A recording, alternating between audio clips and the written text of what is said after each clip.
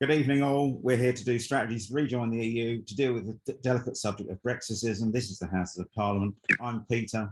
I used to be a scientist. I got over it. And I spent 18 years writing business books and doing business and working in universities, teaching MBAs.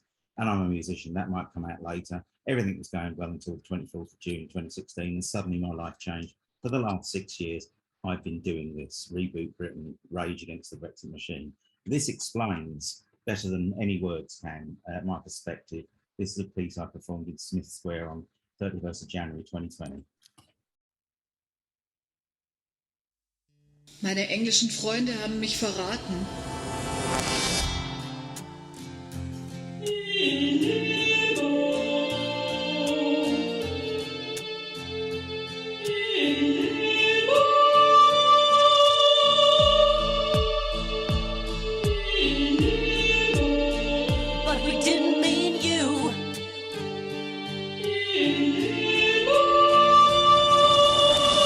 Féltem a gyerekeim jövőjét.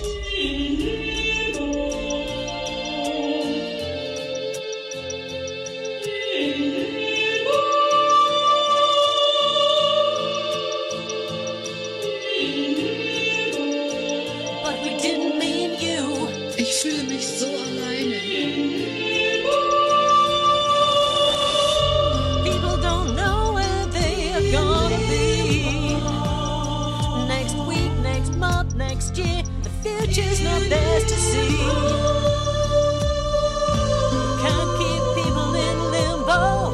We can't keep people in limbo. Szeretetem Angliáért visszautasították. People don't know where they are gonna be.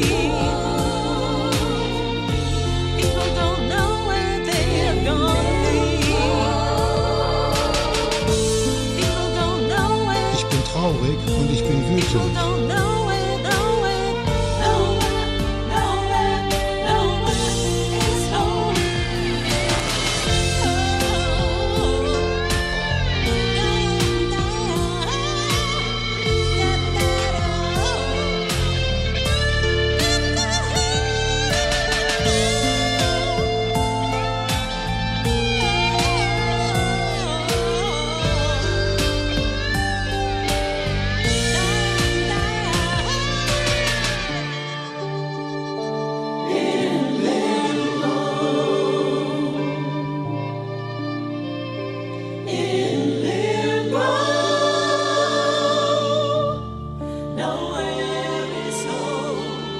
nowhere is home. This is my home. This is my home. I live here.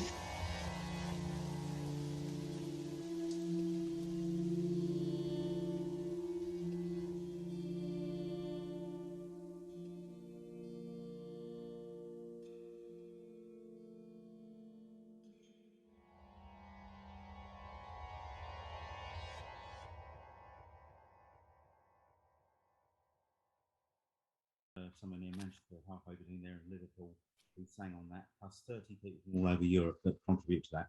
I made the song in my basement, so that sort of starts us off. Anyway, let's get on. Let's get rid of it. Meine Englisch. That's it. So where are we now? 2022. Here we are now. Brexit is clearly broken. Everyone knows that on this call. The nation is only beginning to work it out.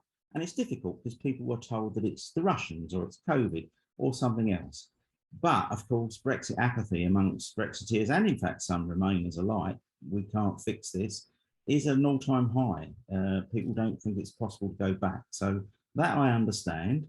I'm quite impatient, but nonetheless, I do understand the fact that people think undoing it is harder than doing it. And perhaps that's true, actually.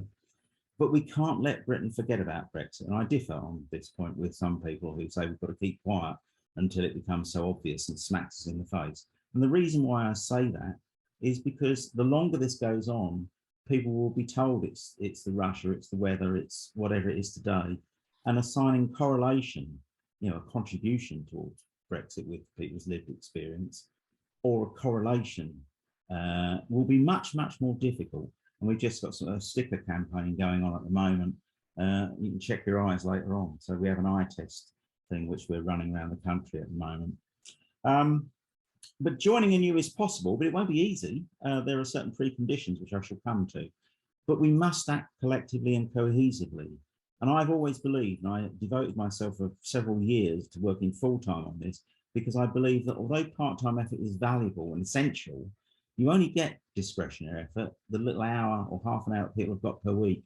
It isn't enough. It isn't what Nigel Farage used to get us Brexit. So I did devote myself full-time instead of running a business to do this. I'm considering whether I can continue with that at the moment. If I did, I would need a small team of paid people to continue that, because you can't have full-time people unpaid. But Rejoin does need leadership, strategy, focus and power. And as a controversial thought, I think we don't have all of those things. In fact, I think we have few of them.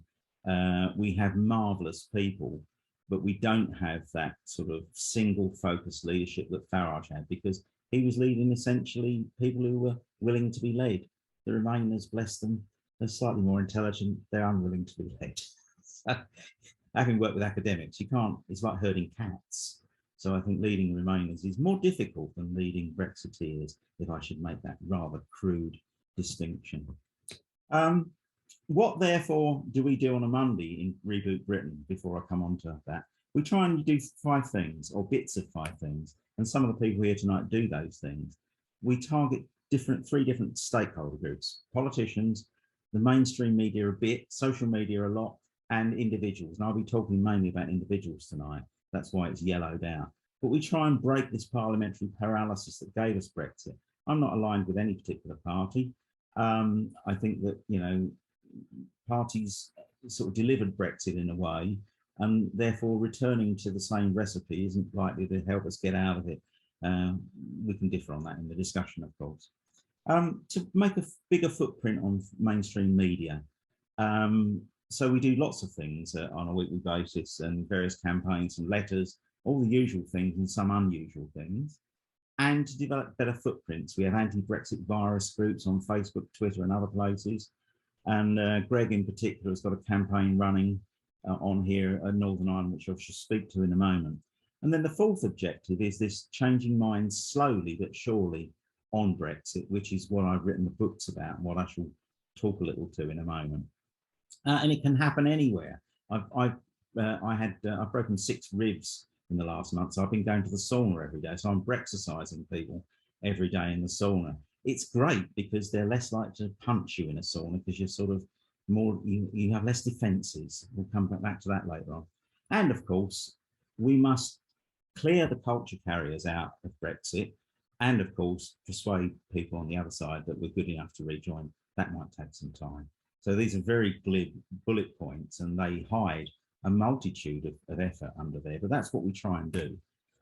What then are the strategies that I think we can use? Because people say that we can only do it this way, you can only do it that way. There are as many protagonists about how we can rejoin as there are protagonists, actually.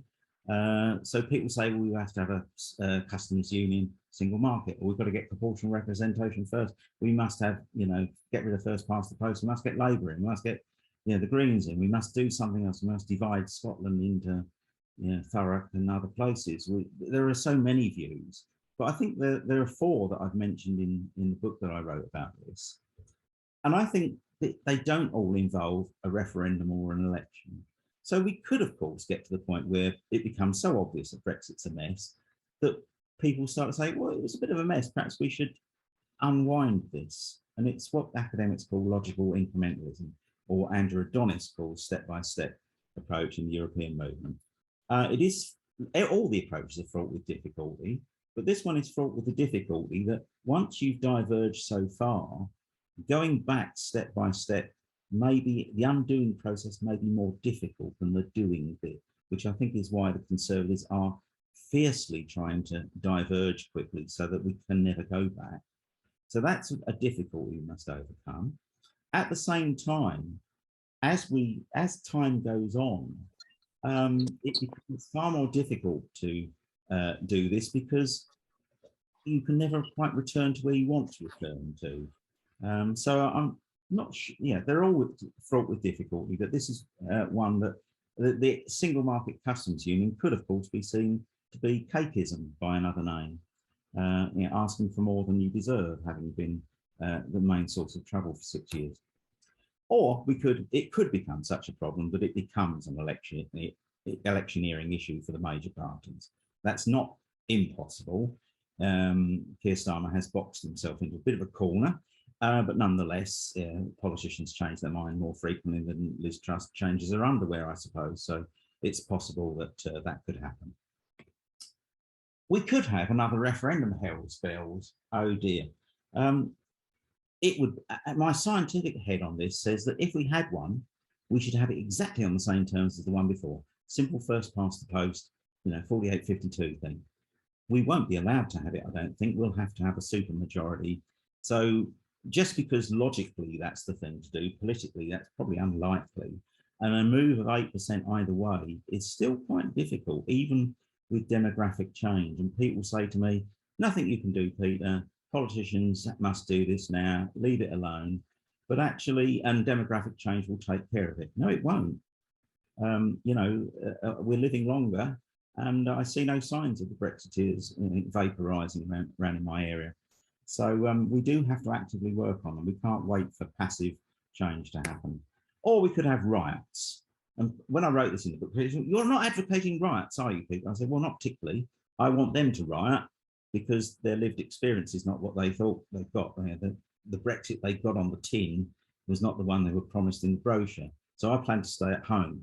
But I think we are actually reaching that point, and there are some 10-year scenarios in the book, and I predicted in this year that we might reach fever pitch with 100 other people that contributed to this, and it rather looks like that's happened. And that is a vehicle for change. Of course, it's an unstable vehicle because Nigel Farage will be waiting in the wings to, you know, take the opportunity up when the country's at a low ebb. So I don't know whether that is a peaceful road to transition, nor is it an English way. We don't riot, we eat cucumber sandwiches largely in Britain. So, and of course, a precondition of doing this would be the removal of the Brexit culture carriers. So the mobs and all those people, they need to be gone because the EU, you know, will realise that we don't want to flip-flop sort of topsy-turvy Brexit in and out, hokey-pokey Brexit, so to speak. Here's some of what we do on a sort of weekly and quarterly basis. We work on a project called Brexit Doesn't Pay. So wherever there's an election or a by-election, we go in with leaflets to try and persuade people as non-party campaigners not to vote for a party, but just not to vote for the prevailing party, in this case, mostly anyone that's backing Brexit, which is mostly, of course, the Conservatives, but not universally. And we turned Royal Tunbridge Wells, or we helped turn Royal Tunbridge Wells away from being blue. In case you're not familiar, it is, you know, blue Royal Tunbridge Wells. It is no longer blue. And other people contribute to that, of course. But we tramped the floors and begged people, all got down on bended knee in some cases, to beg them not to do the Conservative vote. So that, and we did something similar in Chesham and also Bexley. I'm going to talk about the books, but we really, what we needed, what we still need, is a bunch of entirely reasonable people that are not subservient, but they're really able to listen well to people that unloading their daily problems on them. These skills typically reside in the field of social work, hairdressers, hospitality staff, and therapists, really, but not universally that. So we need to develop this cadre of Brexorcists, which is why I wrote the resource for that. I'll come on to that. Here's the project which we've got running in Northern Ireland. I've put some links in the chat box. Please pick them up. If you want the slides from this, email me, or I'm sure Mary will contact you about that. But also there's a link in here about a petition on the Northern Ireland Protocol. And Greg, who's here tonight, managed to get this very nice piece into the Irish Examiner that has helped us sort of do a little bit of punching above our weight in the mainstream media. We can't buy the mainstream media, but we can, increase our footprint. I don't know how other people do this sort of thing, but yeah, that's something we've done recently, and we are doing. Please sign that protocol petition tonight. What else? Moving on. Sometimes we get lucky. There's planning and then there's luck. Arnold Palmer said, you know, the more I practice, the luckier I get. So we occasionally get a piece of work into the mainstream media like this. This went across the whole mainstream media to the New York Times. I think it ended up in Saudi Arabia as well. That some awkward people that I organised relabelled Kent Garden of England signs, all of them, to Kent Toilet of England signs overnight, and everyone woke up and found out that their that the county was suddenly. This was some time ago, actually, before the reality of Operation Stack. And well, Ian Hislop and Have I Got News for You rather liked it.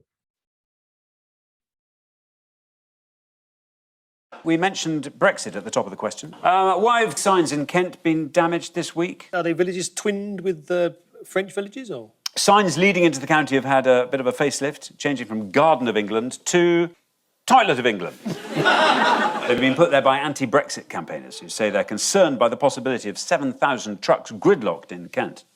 But don't worry, the government is on top of it. No one's even going to be able to get there because it's all in Tier 3. According to Kent Online, the group referred to it as Operation Pisspot.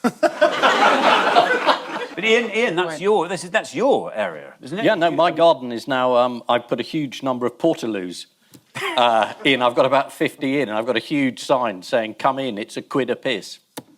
That's not a joke. It's an advert. And finally, who'd like to see a squirrel drunk on fermented pears? Right, jolly good. There we go. So actually, the one thing we always do when we do a piece of work like this, whilst it's fun to get your picture in the paper standing outside Parliament, or in this case, standing by a toilet in Kent, it's no good unless you get the backstory with it. So what I haven't shown here, of course, is we insisted that the Guardian and other papers took the full story so we could explain what it is we did, because otherwise it's just a silly stunt. And the stunt was silly, of course. It involved wandering around in the darkness of Tunbridge Wells. I did Tunbridge Wells and fell in a ditch while I was trying to find the sign, because it was actually pitch black where I was doing mine. But it really isn't enough just to do the prank. What you have to do is then carefully explain this. And the reason we got this press was we did a proper press release, sent it to all the newspapers, told them they could have it exclusively. When they said, we just want the pictures, we said no, because one of our numbers said, oh, yeah, they got very excited. And oh, we've been offered some pictures by someone. I said, no story, no pictures. And that caused a bit of tension between us, actually, because they wanted to get the rush of blood and get the picture in the paper. I said, not unless I do the story. So this was a bit of a bonus, Have I Got News for You, but that was after we had the main story across most of the media, including the Daily Mail, I'm surprised to tell you. Anyway, let's move on to why won't it advance, Peter? It will. Right. The final thing that is in the book, and this is the Reboot Britain book, this one, the big one. They're both available direct from me. If you want to buy them dear, get them on Amazon, by the way. But I'll do a discount for anyone here tonight. Russia has changed everything. I don't mean in a funny way here. It's a terrible situation, but it has rather persuaded. I go out every day doing something, and Brexiteers are absolutely prepared to be told that Vladimir Putin calls Brexit. But if they say that we did it, that treads on their sovereignty, toes, and they find it easier to understand that perhaps an evil force is controlling them from abroad. And my quick sort of sociological rationale for this is because we've had rammed down our throats 60 or 70 years of James Bond and the idea that the Russians that their eyebrows are too close together and all those stereotypes. So people are prepared to believe this, and that has advanced the conversation somewhat, actually. Whereas people would sort of say, our country, our queen, they're quite happy with this, actually. Well, they're not happy with it, but they're happy to believe that somehow Brexit was caused by this foreign body. And I wrote a song about this as well. We'll just take a tiny sample of it, which is a Russian anthem. One of our activists is Russian, and she's Jewish, and she said, "Turn this into a heavy metal play." It was a long and winding road.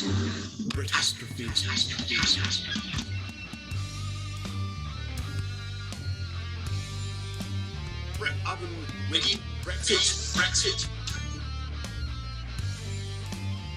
Whatever it takes.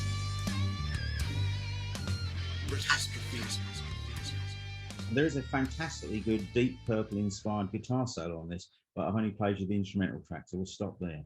But we might get some live guitar at the end. So there's a sort of satirical, I'll just get it stopped. And of course, the answer to everything is get a cat involved if you want a good mediator. Right, that's the serious part of the book done. This is also serious, but this is the one-to-one stuff. There's a whole chunk of the book is about how you win friends and influence people who don't like you, which I call Brexorcism. And you have to enter the minds of the enemy, so to speak, or the subject, or the client, or the victim, whatever you want to call it. And their heads are full of different stuff. There's no standard brain here, but here's one I prepared earlier, and it's full of this sort of stuff, of course. And I'm sure you could add to it, but we haven't got time this evening. You know, they believe lots of things. And part of the art of Brexorcism is helping them open their brain and expose what's in there, and then sometimes throw some of it away, of course, is what we're trying to do here. So what is Brexorcism? How do you do it? Well, it isn't this. Christ, who lives and reigns with the Father and the Holy Spirit. I've never had to turn a Brexiteer's head round 360 degrees. It's not polite or even possible. Christ. But, and I coined the term the Brexorcist alongside Gavin Esler some years ago, which gave me the idea for the book. But it isn't like a religious conversion, although of course these are identity-based beliefs, hence the word exorcism is sort of relevant here. But it does require extreme levels of skill, a lot of patience, empathy and unconditional positive regard, and quite a bit of time. And people say to me, "I'm not patient." Well, so you wouldn't be good at doing it then. When they're telling you rubbish, you have to kind of accept that that's the best they can do, which is the UPR, the unconditional positive regard bit, which is what counsellors do particularly well. And you can't do it by shouting at people at a march. Marches have other functions, they have other purposes, and there is a march coming up, and I'll mention this at the end. There's a march coming up in September, and there are buses going from Leeds and Manchester. If you can go, then go. But shouting at people, your point of view and their point of view, is not even a listening transaction. It has another purpose. It's a show of strength and all those things. But Brexorcism takes much more time, and I think it's quite different than what people traditionally think of as change. What, therefore, have I got on offer in this book? It's a cocktail of psychology, linguistics, sociology, therapy, quasi-religion, there's no religion in there, and based on 28 years of doing this stuff in business. But you can easily change people's minds in business. If you pay them more to jump over a different hoop or do some different behaviour, some of them will do it. Or if we sanction them for what you don't want them to do, they will do that as well. But we are talking about, you know, the Queen, the flag. This is their very identity. They don't, these people don't subscribe to what you could call business change methodologies. You need deeper methods, which is why therapy is mentioned there. And I've practiced them over thousands of hours in cafes, bars, this week saunas, and almost anywhere where you can find your victim, or protege is a nicer way of saying that. And in case you're saying, well, where does this come from? Well, Paul McKenna actually came up with a lot of the stuff, or helped come up with a lot of the stuff that sat behind the Vote Leave campaign. I'm not suggesting you copy the silly slogans. We must better them at their own game. We have to have the slogans, we have to have the depth, because their slogans are empty. So actually, by better, I think we must have catchy names for things in a world where people haven't got time. But we must be able to explain our crap, our three-letter acronyms, so that people say, you've got something there. And I think that's the difference we must cast. There are 6 ways to do it. Some of them are what John Heron calls directive, or what I will call telling people. Telling people is really quick. Take these pills, you'll feel better. Do we listen to doctors? Not always. Sometimes we won't go to get a second opinion. So even telling people as an expert, and they don't necessarily recognize that you might be an expert. So telling can work if you have authority, but with no authority on the street, you're the same as them. So some of these telling methods don't work so well. Letting people have information and facts, they don't listen to facts. They've got fantasies, a lot of them, not all of them. Confronting people will get you punched eventually if you try hard enough, but you can confront people without tears as well. So these are all valid strategies and they're quick. The ones on the bottom are probably more effective, but they take more time. Allowing people to get things off their chest, catharsis, catalyzing, oh, I wonder if you had thought about this again in a different way, and asking curious questions to get them to rethink. Supporting them is that, I realise that you may think that you voted for Brexit because you didn't like garlic, and just saying that's the best you can do, and letting them go, well, I suppose I should have thought of something else then, and letting them tell you what's going on. So these styles at the bottom take more time, they are more effective, and you can't do them when you're shouting across a barrier at Parliament. They can happen anywhere. I like the captive approach here. This is Dartmoor, I seem to remember. You don't literally have to imprison your captives. And, you can catch people on the street. So a lot of people around here are putting up these UKIP COVID, is a load of rubbish sort of stickers. So I go into pubs and talk to these people about their fantasies, and they get used to me, and gradually you can sort of unwind some of them if you pick the right subject. One of them told me they wanted Brexit because they wanted to land a £5 bass from the River Swale. That's fine. After an hour, I said to him, do you think you can do it now we've left? And he finally admitted he couldn't. And the guy who said that he didn't like garlic, I've just remembered why Dartmoor's up here, because the same person that said he didn't like garlic had in the first hour and a half told me that he'd got 2 kids. It's always good to find the background. And I said, what are they doing with themselves? And he said, well, my daughter can't get a job because nobody values her skills, and she was 30 something. I said, what about the son? He says, he's got a lot of racism going on. I said, oh, okay, how's that going? How's that happening? Oh, he's in Parkhurst, he said, and he keeps getting beaten up by the blacks. And so I decided to use supportive. I thought it was the best he could do. And I said, that's a terrible shame, isn't it? And inside I thought, well, if you don't want to be beaten up in Parkhurst, then don't commit GBH or whatever it was he'd done. Because Parkhurst, you don't go to Parkhurst for a parking offence, in case anyone doesn't know where Parkhurst is on the Isle of Wight. It's a maximum security prison. But I've no idea why he went to Parkhurst. But anyway, there we go. So people tell you strange things, and you have to let some of it go in order to focus on the goal. Here's another example from personal experience. This is, I have a dustbin with stickers. It used to have little stickers on it, unlike this picture. And then a man came round who's an ex-Met police officer and sent me that very offensive letter. I'm sorry about the language in it. And he threatened to do all these things if I didn't, reform myself. And then the next thing he did was throw rubbish in the garden. Then eventually he started spray painting the front, and then he came round with a knife, at which point I followed him home that night and found out where he lived, took it to the police, not interested because he's an ex-Met police officer. So I had to take him to court myself.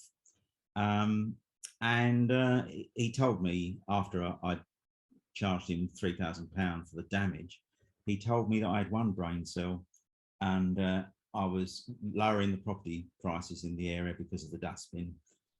So he's still unrepentant, actually. I didn't really Brexorcise him, but he won't do it again. And here is the example of him coming round with his knife that night.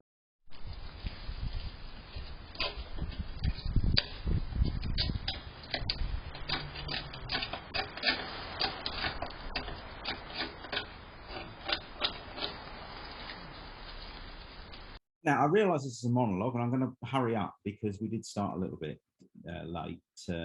So there are some resources, tons of resources in the book to deal with questions like this. We can have our cake and eat it too. The EU are overruling our laws on toilet roll and so on. There's 170 Brexit freedoms. You probably haven't thought of them, but I've thought of all of them here. Here they are. So in the back of the book, there's a sort of resource section. And then